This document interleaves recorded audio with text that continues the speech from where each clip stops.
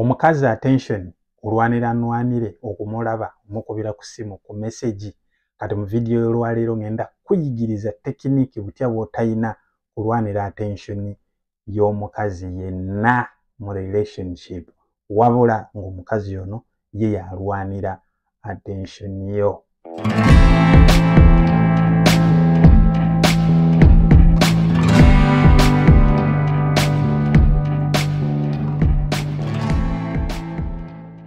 Yes fellas, mbaniriza ku YouTube channel yange. My name is Shafiq era nga dating coach. Nkuyamba otegeera dynamics z'abakazi ne science waabwe biki bye balowooza.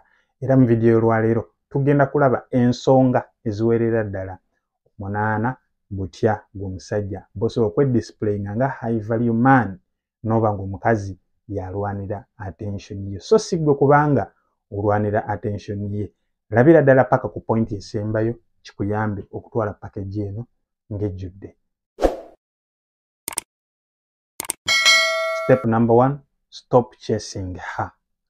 Buli lwoba ng'omukazi omugoba kitegeeza nti ye yayina amaanyi, kitegeeza ye yayina approval ku relationship okugenda maaso oba okuyimirira. Kino kikufuula musajja munafu okubanga ggwe alwanira attention ye, okubanga ggwe amugoba kitegeeza nti omuntu ono wabbeeyi nnyo eri obulamu bwo, kyova olaba nti omugoba, oyagala buli kaseera omubeere kumpi. Ekyo kikufuula musajja like atayina kye tuyita abundance mindset. Buli lwoba nga toyina abundance mindset kitegeeza ne options zo ziri wansi, toyina kyakola, eni option yokka gy'oyina. Ekyokuba ng'ogoba omukazi ekirala kye kigezaako okudisplayinga, then kitegeeza nti oli omuntu yali in charge of your emotion, yali in charge of your happiness. Kitegeeza nti omuntu oyo lwoba tomuli kumpi oba lwoba toli naye kitegeeza nti ggwe like oba toli musanyufu, kyova oyagala omubeera okumpi owulire nti you are complete at that moment. Then ono omuntu kitegeeza nti ayina upper hand mu gwe ya controlling emotions, kwe gakiraga nti ye dominant, ye leader. Kuba gwamugoba, kubanga leader tagoba. Kati oli gwogoba kitegeeza ye leader. Kati omukazi kimuwa amaanyi in a relationship. Kubiri kiki ekikola kubanga ogoba omukazi kitegeeza nti gwogenda okuinvestinga mu relationship y'omukazi agenda kubanga ateekamu kitono, ajja kola kye tuyita approve ye eva abaawo ku approvinga. Baby tugende out agambe okay kale, baby tugende tukole shopping, yes, kwegamba gwe oteekamu osobole okumufuna. Wabula kyolina okola obutaba nti omugoba weefokasingiko oboshegeera. Kitegeeza nti omuntu ono ye ayina ebintu by'atunuulidde ebirala, so si ggwe nti atunuulidde ggwe. So funa abundance mindset kisobola okuyamba nti naawe obeera ne value eyiyo ku bubugwe ng'omuntu. So kyenjagala omanye nti abakazi mu butonde bwabwe bali attracted eri omuntu ayina sarcastic mindset era ayina kye tuyita abundance mindset. Oba okiraba nti kwegamba omuntu nga ali self-worthy, self-growth, kwegamba omuntu ono nga alina option eziwerako. Wabula abakazi tebaagala musajja abagoba, kwegamba kibataaninga off n'aba kwegamba ng'alaba nti omutama. Kwegamba aba akwetamiddwa essaawa eyo. Tuzze tukiyigako nti banice guy batuuka ekiseera ne bafiirwa abakazi naye ng'ate buli kimu abadde akikola. Step number 2, take responsibility of your emotion. Kino kitegeeza ki? Nti okutakinga responsibility eri emotion zo kitegeeza nti omuntu ono si ye senta y'essanyu lyo. Oyina essanyu gy'olijja ewalala awatali ono. Kitegeeza nti omuntu ono tolina kumufokasingako nnyo. Buli lw'ofokasinga ku muntu ono oba omuwala olina omufokasingako, ogenda muteekako pressure kuba buli kaseera oba oyagala omulaba. Buli kaseera kati omukazi atuuka n'awulira nga like omulemerako nnyo omufuga. Buli kaseera oba oyagala onnyo naye ku simu, oba oyagala message aziddemu mu budde, osindika message olaba taddamu, bw'omukubira oluusi alwawo okukwata video call, kwega oyagala obeeraawo naye. Kati kituuka ne kimuteeka ku pressure ng'awulira tali free naawe, alemeddwa okutegeera oba ggwe olemeddwa okumutegeera. So baako ebintu by'okola ebireeta essanyu oba ebyo wali okola byali bireeta essanyu nga tonaba kumulaba oba wali okuba ki oba wali okola ki kyonna ekyali kireeta essanyu kye wali okola sigala ng'okikola nga bwe wali nga tonaba kumufuna then ekyo kijja bakisobola okubalansinga relationship nti naye ayina ebintu bye yali akola nga tanaba kusinkana kitegeeza nti naye ajja kukola kwegamba buli omu agenda okuva gy'ava nga buli omu amiisinga munne so ko bwe kiba nga kiri one sided nga gwe emotion zo tosobola like kuzifuga oba kitegeera nti kituuka ekiseera kiteekawo kye tuyita ne health relationship eva muba mu kuyomba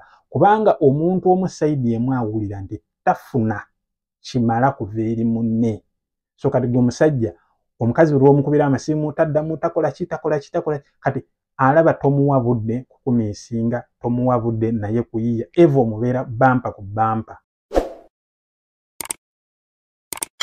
Step number 3, don't reach out first. Kikyentegeeza si ggwe alina obanga buli kaseera asooka okusindika message oba omukubira oba okukola ekintu kyonna kye mulina okukola mwembi oba tugende out eva gwoleeta ideas tukole kino tugende tu shopping tugendeko ku beach nga eva buli lwoba nga gwa reaching out first kitegeeza nti gwe strategy y'okubanga omukazi gwamufuga togimanyi kubanga kizibu nnyo abasajja okubanga bafuna eno tekiniki ey'okubanga omukazi ya reaching out eri powerful ng'era abasinga ebalema okukoza buli lw'obeera n'essimu bw'oti oba owulira kugamba waliwo ekikusindiikiriza obeeko kw'omusindikira waakiri oba oyagala omusindikire ka haayi oba onfuna so kati gwe kyolina okukola nti to reaching out first buli lwoleka omukazi na reaching out first akuinvestingamu emotionally time n'ebintu ebirala ne bwe kiba kirabo leka omukazi kubanga omukazi okuinvestingamu tekitegeeza nti kuwa ssente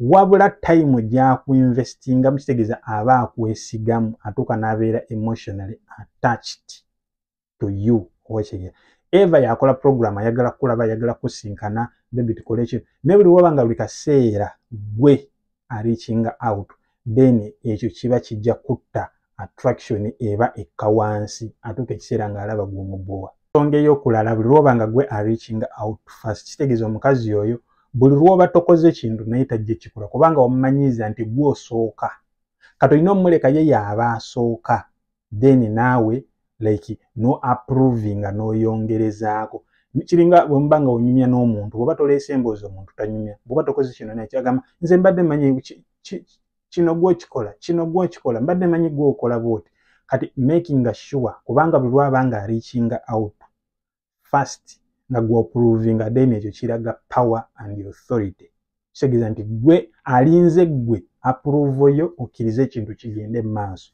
ne buli lwoba nga olinda ye yaaba akkiriza then kitegeeza omukazi akusinga amagezi ekyo ako kwegamba tukalabanga akaswalo omusajja omukazi akusinga okulowooza. Step number 4, live according to your values. Kikyentegeeza mu ekyo okulivinga by your values ekyokulabirako oyinza okuba nga oli muntu oli honest oli mwesimbu so beera mwesimbu eriye n'abantu abalala oba onfuna oba katugeeze oyinza okuba nga ovaluinga like exercise oba ebintu by'obulamu health kitegeeza nti olina okuvaluinga oba okuprioritizinga exercise ezina okuba nga olya bulungi ebintu ebiri health oba kitegeera nti olina okulivinga ku ebyo so si ye kujja ate gwe n'obisuula olina olivinga ku ebyo kati naye ajja tuuka naye values zo as we respect omuntu buli lwoba nga olivinga by your values you attract other people abalina same values ng'ezizo katugeze bw'osanga omukazi nga naye ayagala nnyo ebintu by'okupracticinga ayagala nnyo ebintu by'obulamu kati naye atuuka n'aku appreciatinga n'akukkiriza nga bw'oli kubanga alaba musheyaringa ebintu byebimu sinakindi ng'alaba nti oli omuntu ow'ekigambo kyo omugamba nti ngenda kukola kino ategeera nti ekyo oba ekitegeera akagundi yagambye agenda kukola kino saa zino gy'ali so si kubeera awo ngwegamba ng'olinga omuyaayaaya leero oyogera kino leero oyogera kiri ekitegeera like toli mwesimbu so bw'eba nga yenkolayo live by that ekyo kikuweesa respect n'omuntu okubanga akulaba nti oli musajja wa buvunaanyizibwa. Teach her to value your time. Kikyentegeeza kyolina osooka okukola okusettinga boundaries and expectations. buli lw'obeera n'omuntu oyo olina okubanga otambulira ku time yo ne values zo. Bw'oba katugeze nti waliwo ekiseera w'otuuka n'ogaa nti genda kukola physicals, omukazi n'akkubira essimu wakati awo, kyegeera n'omugaa leero tekijja soboka, nina bye ngenda okukola, kyegeera. Kati omukazi olina okumuleetera omulaga nti byenkola bikulu nnyo, this is part of my life, oba okyegeera, kubanga ezo values zo. Kati olina okumuleetera okuvaluinga time yo ne values zo, nti obudde bw'ogenda okumala ng'okola biri ebintu obivaluinga nnyo, bwe bulamu bwe wayina nga tanaba kujja, oba ayagala oba tayagala, kitegeeza gw'ogenda kikola. Omugambe tetujja sobola leero, tujja kikola omulundi omulala.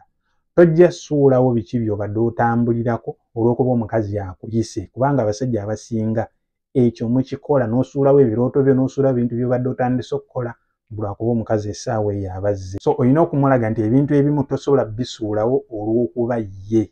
So bw'oba okola ekintu ekyo ye alina okitegeera nti saa zino kyakola, tasobola kivaako. So olina omuyigiriza lunaku bwe luti nkola kino, omukazi ye kennyini ng'amanyi puroguramu yo butya. Ekyo kijja kuyamba okubanga buli kaseera omukazi ono ayagala okubeera okumpi. Those are the ways omukazi bw'asobola okubanga eva aba ayagala okulaba, kubanga olina obulamu bw'otambuliramu atali ye, nti ye gw'ofokasinzeeko, kuba ye si priority. Step number 6, invest in yourself.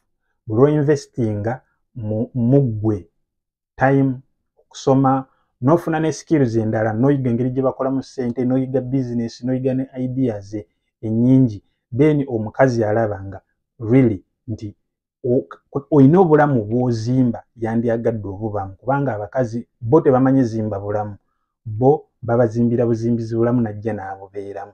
Buli lw'omala obudde nga we investingamu, then omukazi ono obeera attractive, kuba alaba obeera ambitious, kuba abakazi mendi yaabwe bakimanyi bulungi nti omusajja yenna osobola omulabirira alina okuba nga ayina kye tuyita path, ayina w'alaga, ayina ekkubo ly'akutte. Kati wakulaba ng'otambulira mu birooto byo oba papasiyo, you invest in yourself, kitegeeza olina ekintu eky'amaanyi ky'ogenda obeera mu maaso, oba olina goolo gy'oyagala okutuukako. Ensonga namba 7, be ready to walk away.